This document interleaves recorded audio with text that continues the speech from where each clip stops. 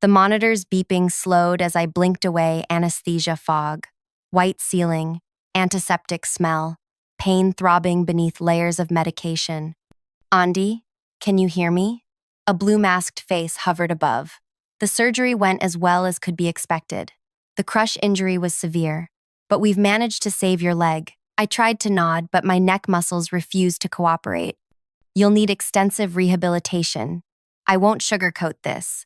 Recovery will be challenging, but with consistent therapy, you should regain most function. Most function. The words echoed as I glanced down at the bulky bandages where my right leg disappeared beneath sheets. 8 hours earlier, I'd been conducting a routine safety inspection when the improperly secured scaffold collapsed. The same scaffold I'd flagged 3 times in written reports.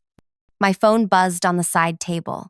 The nurse hesitated, then handed it to me when I stretched my fingers toward it. Through medication haze, I squinted at the screen. The message was from Heath, my boss of 8 years. Don't bother returning. You're terminated. Clear out your desk. Find another job. The room tilted sideways. 8 years supervising safety operations at Westward Construction. 8 years of overtime. Missed weekends. Navigating dangerous sites to keep workers safe. Ended with 11 cold words, while medical drains still collected fluid from my crushed leg. My fingers trembled as I typed 3 words in response. See you soon. I dropped the phone and let darkness pull me under again. When I woke hours later, 27 missed calls lit my screen. Coworkers expressing shock, asking questions I couldn't answer. But nothing from Heath. The physical therapist appeared the next morning, all false cheer and practiced optimism. Ready to start the journey back to walking? I smiled thinly. More than ready. What Heath couldn't know was that my termination had solved an impossible dilemma I'd been wrestling with for months. During routine inspections, I'd discovered our company was installing counterfeit structural supports in 3 major buildings, including the new elementary school. These knockoffs looked identical to certified materials, but would buckle under real-world stress. My attempts to report this through proper channels had mysteriously disappeared each time. As the therapist guided me through simple movements that sent lightning bolts of pain through my damaged nerves, I made my decision. From my hospital bed, I made one call to an employment lawyer with a background in construction safety regulations. This termination, while you're hospitalized from a worksite injury, is textbook retaliation, she said after hearing my story. But these counterfeit materials? That puts lives at risk, especially children's lives. As she spoke, I watched the medical team change my bandages, revealing the angry red path of stitches running from knee to ankle. I need to warn you, the lawyer continued. This path might cost you everything professionally. Construction is a small world. Are you prepared for that? I thought about Heath's message. The elementary school set to open in September. 200 children. I'm already paying the price, I answered. Let's make it worth something. If you've ever felt that moment when injustice crystallizes into pure resolve, please hit like. If you want to know how this unfolds, what happened after I pressed send on those 3 little words, see you soon, subscribe now. Because what happened next changed more than just my life. My name is Andi Reeves. Before all this, I was known for 3 things: my meticulous safety reports, my inability to ignore potential hazards, and my legendary patience. That last quality died the day Heath fired me.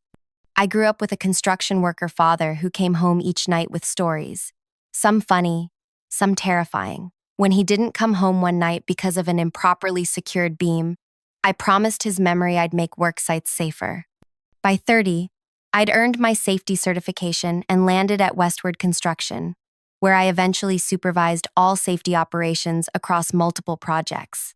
Heath Mercer had been supportive initially.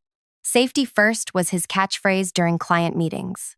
But priorities shifted when the company landed 3 prestigious contracts simultaneously: an elementary school, a hospital wing, and a government building. Suddenly, every inspection that slowed progress became a problem. Every safety concern became excessive caution.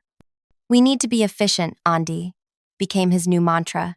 Everyone's counting on these timelines. I tried to be a team player while holding the line on critical issues. But 3 months ago, during a routine materials inspection, I noticed something odd about the structural supports being installed in the elementary school gymnasium. The certification stamps looked slightly off. The spacing between letters inconsistent. The impression too shallow. I quietly pulled the specifications and made calls to the supposed manufacturer. Their records showed no delivery to our site. The materials were counterfeit, convincing replicas that would pass visual inspection, but lacked the load-bearing capacity of genuine supports. That night, I drafted a comprehensive report and sent it directly to Heath. By morning, it had vanished from the system. When I mentioned it, he looked at me with narrowed eyes. "I never received any report. Are you sure you sent it?" I tried again, documenting everything meticulously. Again, the report disappeared. When I discovered the same counterfeit materials at the hospital construction site, I knew this wasn't a mistake. It was deliberate. 2 weeks before my accident, I began gathering evidence quietly. Photographs, material samples, supplier communications. I created duplicate records off the company servers.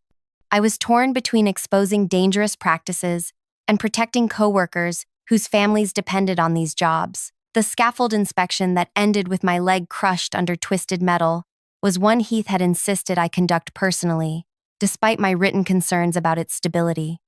"If you're so worried about safety," he'd said with a tight smile, "you should verify it yourself." Now, lying in the hospital bed as the lawyer outlined our strategy, I realized Heath had never expected me to find definitive proof of the counterfeit materials. And once I had, he'd created a situation where I'd either back down or be removed. He just hadn't planned on removing me in a way that freed me completely from any remaining loyalty.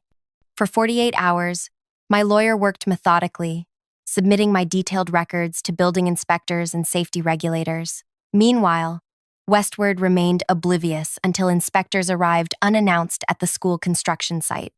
On the third day, as a physical therapist helped me attempt my first painful stand on crutches, my phone began lighting up with bewildered messages from coworkers describing government vehicles at our offices.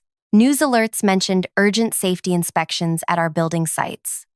And missed calls accumulated 23 from Brooke, the HR director, alone. When I finally answered, panic strained her voice. "Andy, please, we need to talk. This misunderstanding has gone too far. We can't afford the liability lawsuit you're bringing. Inspectors have halted all our projects. The board is in emergency meetings." "This was never about money," I replied calmly. 200 children would have attended that school next fall. What happens when those support beams fail during a winter storm? The executive team is willing to make significant changes, she pleaded. I watched a nurse adjust my IV drip. Here's what happens next. Complete replacement of every counterfeit component, supervised by independent inspectors. A public statement acknowledging the substitutions, and Heath faces the regulatory board for knowingly endangering public safety. You're asking for the impossible. Heath is responsible. I finished for her, just like I would have been if I'd stayed silent. I hung up as the physical therapist returned. "Ready to try again?" she asked. Each attempt to put weight on my damaged leg sent white-hot pain shooting up to my hip. Sweat beaded on my forehead as I fought to remain upright. "Think of it as rebuilding," she encouraged. "Your body is learning a new way forward. So was I." That night, local news ran a brief segment about safety concerns, halting construction at 3 major Westward projects. The company's statement called it routine compliance verification. My heart sank. Were they going to escape with minor fines? A slap on the wrist? All my evidence? My sacrifice? Reduced to a temporary inconvenience for Heath? I stared at my leg, wondering if justice would be as crippled as I felt. Then came the turning point. An inspector discovered the same counterfeit supports had been used in the hospital's new cancer treatment wing. Suddenly, regulators swarmed every project Westward had completed in 5 years. My phone rang at midnight. Heath's name flashed on the screen. "You vindictive witch," he hissed when I answered. "Do you have any idea what you've done? We're talking about hundreds of jobs, millions in contracts." "I know exactly what I've done," I replied. "I've stopped buildings from collapsing on innocent people." These materials passed every visual inspection. The risk was minimal. Minimal? My voice rose. Like the minimal risk of that scaffold you ordered me to inspect personally after I reported it was unstable? Silence stretched between us. That was an unfortunate accident, he finally said, voice carefully controlled. Was it? I asked softly. Because from my hospital bed, with surgical drains still in my leg, it looks a lot like you needed me gone before I found more evidence. You can't prove that. Maybe not, but I've proven enough to bring inspectors to every site where you cut corners. Where does the chain of paperwork lead, Heath? Who approved the counterfeit materials? Who profited from the substitutions? He hung up. The next morning, Brooke appeared in my hospital room, handbag clutched tight against her chest. The board wants to settle, she said without preamble. Name your price. I adjusted myself painfully in the bed. I already told you my terms. Heath is a major shareholder. The board can't simply remove him. Then the inspections continue, and I cooperate fully with every investigation. Brooke's professional composure cracked. Please, Andy, I'm begging you. There are 400 families depending on Westward's survival. I thought about my father, about promises made at his funeral, about the elementary school and hospital patients who would never know how close they came to disaster. I don't want Westward destroyed, I said quietly. I want it fixed. She looked up, hope flickering across her face. If the board agrees to independent safety monitoring for 5 years, replacement of all identified counterfeit materials, and Heath's removal from operational decisions, I'll limit my personal claim to medical expenses and 2 years' salary. And Heath? That's between him and the regulatory board. After she left, I tried standing again with the therapist's help. This time, I managed 3 steps before the pain forced me back to the bed. Progress, the therapist noted, writing in my chart. That afternoon, news broke that Westward's projects remained suspended pending comprehensive material verification. Financial analysts predicted the company might not survive the scandal. The elementary school's opening would be delayed at least a year. My lawyer called with updates. The regulators found evidence of systematic substitution going back 3 years. They're moving from safety violations to potential criminal fraud charges. Against Westward or individuals. They're still determining that, but I received a settlement offer from the company that meets your terms, with one addition. They want a confidentiality agreement. I thought about all those who might face similar situations in the future, about safety inspectors pressured to overlook violations, about workers afraid to report dangers. No confidentiality clause, I replied. I need to be able to speak about what happened. That evening, while attempting my exercises, a text arrived from Kit, my closest coworker. Emergency board meeting happening now. Rumors of major restructuring. Heath locked in with lawyers all day. What's really going on? I hadn't told anyone at Westward about my discoveries. Now I wondered how many might have suspected but stayed silent. How many might have known. As I considered my response, breaking news alerts appeared on my phone. Construction giant faces potential criminal charges in counterfeit materials scandal. The company's stock plummeted. Project clients began publicly reviewing their options. The mayor announced an emergency inspection of all recently constructed public buildings. My phone lit up with Heath's name again. Against better judgment, I answered. You could have come to me privately, he said, voice tight with controlled fury. Instead, you've destroyed everything we built. I did come to you, twice. My reports disappeared. Those reports were alarmist. We had assurances from the supplier. Stop lying, Heath. The supplier didn't exist. It was a shell created to import these knockoffs. I found the paper trail. His silence confirmed what I'd suspected. How long have you known? I asked, unable to hide the tremor in my voice. This conversation is over. My attorney advises against further contact. The line went dead. I set down my phone, staring at the hospital ceiling as darkness gathered outside my window. 8 years of my career spent believing I was protecting people, only to discover I'd been used as window dressing for a company cutting corners in ways that could have killed hundreds. 3 days later, the physical therapist helped me into a wheelchair. You've graduated from bed rest. Consider this progress. Progress felt like a mockery when my formerly athletic body now struggled with basic movement. Each therapy session left me drenched in sweat, teeth clenched against waves of pain. Nights brought restless sleep, interrupted by throbbing aches and memories of metal collapsing around me. Meanwhile, the investigation expanded. Building inspectors discovered counterfeit materials in 7 more westward projects. The board announced Heath's temporary leave of absence pending internal review. Reporters camped outside company headquarters, thrust microphones at employees entering and leaving. Brooke called twice daily with increasingly desperate settlement offers. The company's on the brink, Andy. 400 jobs hanging by a thread. The materials must be replaced, I repeated each time. No shortcuts. That's a $30 million undertaking. Cheaper than funerals. What the public didn't yet know, what my lawyer was carefully documenting, was that the counterfeit materials scheme had generated enormous profits. Somewhere, money that should have purchased proper structural supports sat in accounts while children would have played beneath disaster waiting to happen. 6 days after surgery, Kit sneaked into my hospital room, glancing nervously over her shoulder. "I'm not supposed to be here," she whispered, setting down a small plant.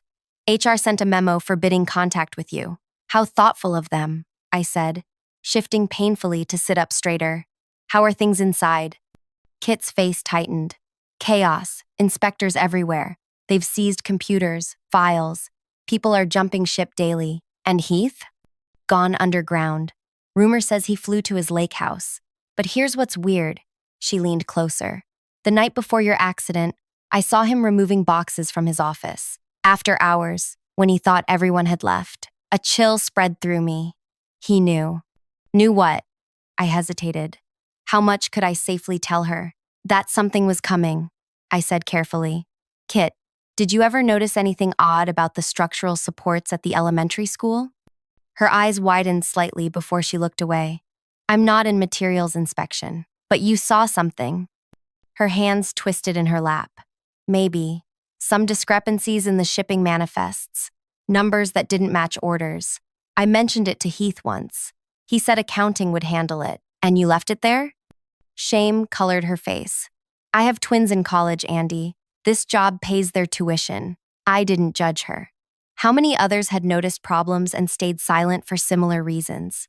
How close had I come to doing the same? "You should go," I told her. "Being seen with me won't help you." As she left, she paused at the door. "For what it's worth, most of us respect what you're doing. We're just scared." That night, I attempted to stand without assistance, gripping the hospital bed rail. My damaged leg trembled violently, barely supporting a fraction of my weight.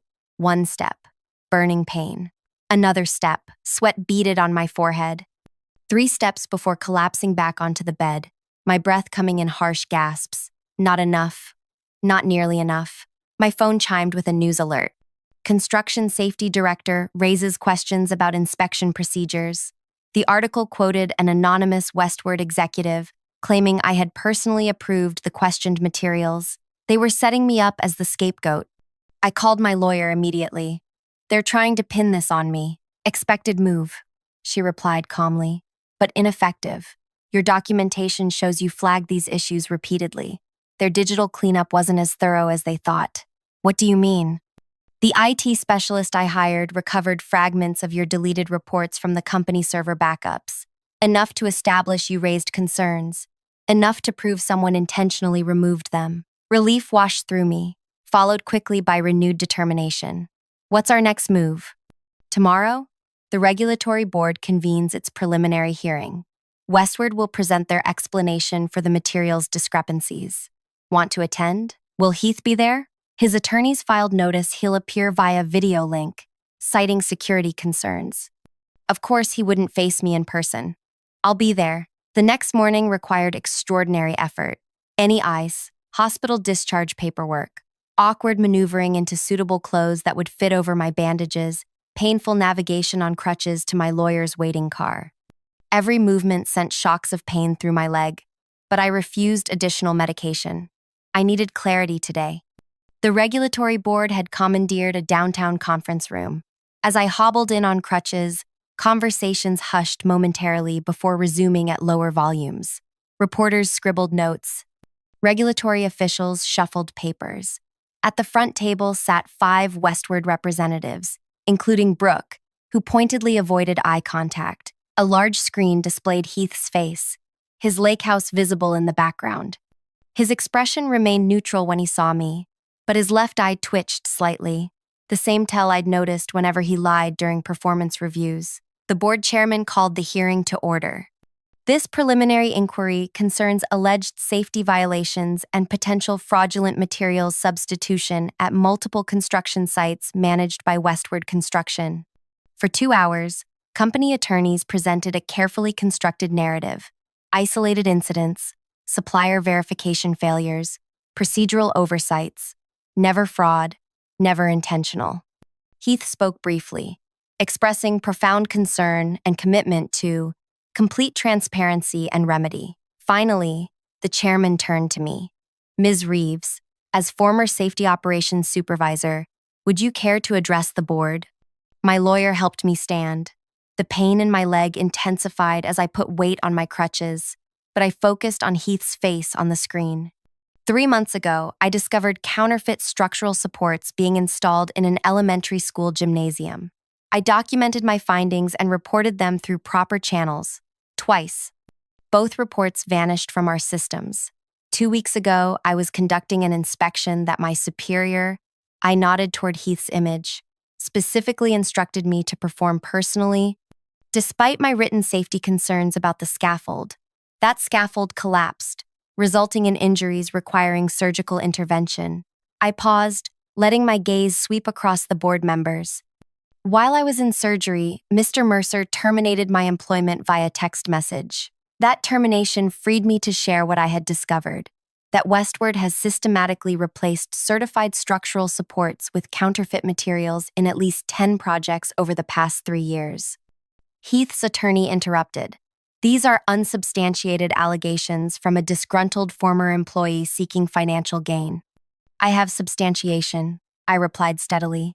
Complete documentation of the original reports, material samples, photographic evidence, and shipping records showing the counterfeit supply chain. Additionally, recovered server data showing my reports were deliberately deleted from company systems. The room erupted in murmurs. Heath's face on the screen had gone rigid.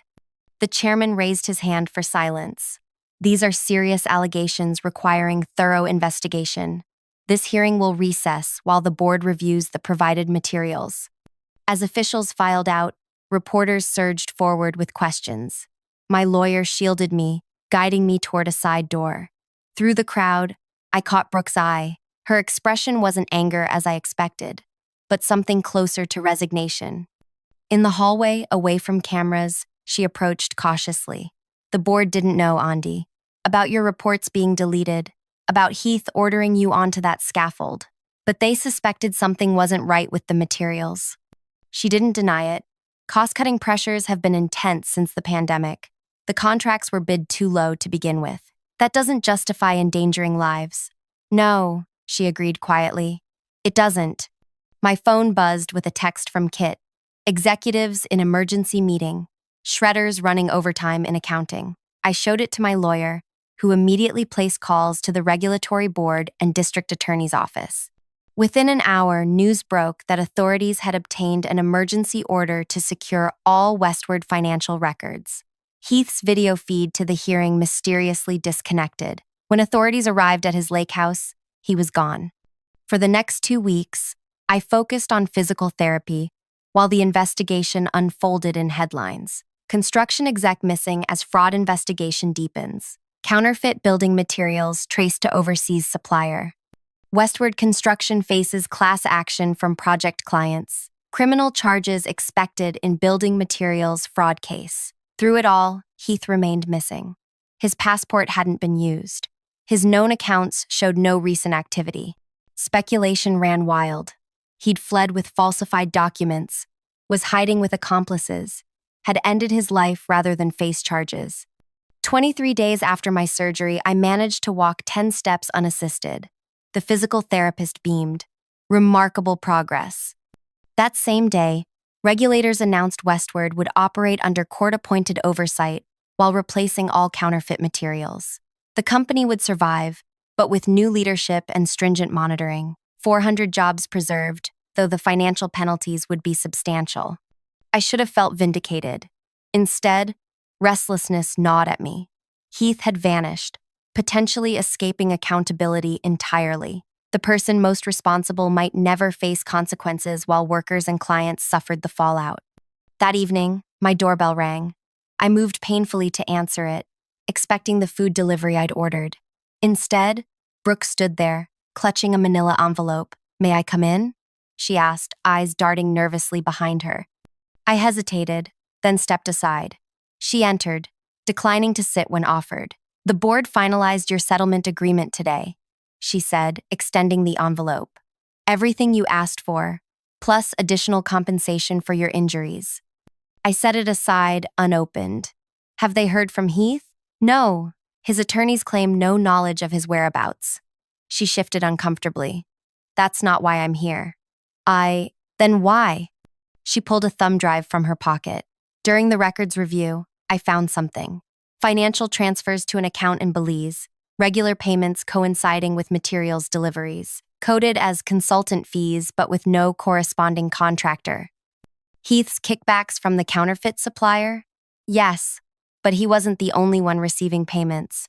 She handed me the drive. 3 board members were involved. They've quietly resigned, but there won't be charges. The company can't withstand more scandal. Why give this to me? Her professional composure cracked. Because 20 years ago, I was an architect. I designed a small apartment building that collapsed during construction. 3 workers died. The investigation cleared me, blamed contractor negligence. But I've always wondered if I missed something in my designs. I joined Westward to ensure projects were built safely. Tears welled in her eyes. I failed. I suspected problems, but convinced myself Heath was handling them. People could have died because I didn't look harder. I studied her, seeing genuine remorse. "What do you expect me to do with this?" "Whatever you think is right." She moved toward the door. "The settlement is unconditional. The information is yours regardless." After she left, I stared at the thumb drive for hours. More revelations would devastate Westward entirely. 400 jobs, families, communities, but accountability mattered too. My phone rang, my lawyer with news. "They've located Heath. Border Patrol detained him trying to cross into Canada with altered identification. He's being returned to face charges." A weight lifted from my chest. Will the charges stick? The evidence is overwhelming. Multiple felony counts of fraud, endangerment, falsification of safety records. He's looking at substantial prison time. I glanced at the thumb drive. What about his accomplices? The investigation continues. Why? I thought about Brooke's tear-filled confession, about Kit's fear for her children's education, about 400 families. "No reason," I said, "just being thorough." 3 months after my injury, I watched the evening news from my physical therapy session. Heath appeared on screen in handcuffs, being led into court for his arraignment. The company president had resigned in disgrace. Westward continued under new leadership and strict oversight, the replacement of counterfeit materials proceeding under independent verification. My settlement established a whistleblower fund for construction workers who report safety violations. The therapist observed my walking progress. "You'll always have a slight limp. The nerve damage was too extensive for complete recovery." I nodded, taking another careful step. The pain remained, duller now but constant. With each step, I remembered that sometimes getting broken is necessary to prevent others from being broken too. What I didn't tell the therapist, as what I hadn't told anyone, was that the limp served as my daily reminder of unfinished business. Heath would face justice through the courts. But the board members who enabled him, who profited alongside him while endangering countless lives, remained protected by corporate shields and legal maneuvers. Brooke's thumb drive sat in my desk drawer, its contents backed up in multiple secure locations. The day would come to decide what to do with that information. For now, I focused on healing, on each painful step forward. The final chapter of this story hadn't yet been written, because while Heath believed he'd silenced me with that text message, he'd actually set something far more dangerous in motion. He'd given me nothing left to lose. Watching Heath's perp walk on television, I smiled for the first time in months, not because I enjoyed his downfall, but because justice had finally begun its slow, grinding work. The news anchor's voice filled the therapy room. Former construction executive Heath Mercer faces up to 30 years in prison if convicted on all counts. Meanwhile, building inspectors continue examining all structures completed under his supervision. Is that the man responsible for your injury? The therapist asked. Part of the responsibility, I replied, taking another careful step forward. My phone buzzed with a message from an unknown number. The board thinks they're safe. Are they? I didn't respond. Not yet. My revenge wasn't about quick satisfaction or public humiliation. It would be served methodically, thoroughly, and with the same careful attention to detail I'd once brought to safety inspections. Because some dangers aren't visible until the entire structure comes crashing down. If this story resonated with you, please hit the like button. If you've ever stood up against wrongdoing despite the personal cost, share your experience in the comments. Subscribe to hear more stories about justice that comes not in dramatic moments, but through quiet, unwavering persistence. Because sometimes the most powerful revenge isn't what we do to others. It's refusing to let them change who we are.